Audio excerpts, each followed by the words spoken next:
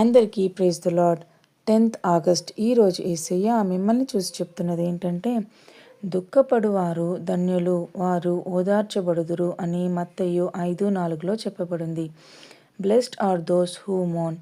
ఈ వచనం యేసు బోధించిన ధన్యవచనాలలో ఒకటి.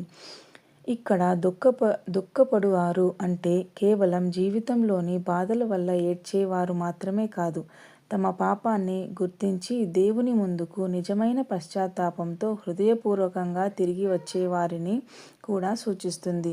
కాబట్టి ప్రియమైన బిడ్డలారా, మన బాధలను దేవుని దగ్గర దాచకుండా చెప్పాలి. పాపం విషయంలో నిజమైన పశ్చాత్తాపం కలిగి ఉండాలి. దేవుడు విరిగిన హృదయాలకు ఓదార్పును ఇస్తాడు. చిన్ని ప్రార్థన. ప్రియమైన పరలోకపు తండ్రి, నీకు స్తోత్రాలయ్యా.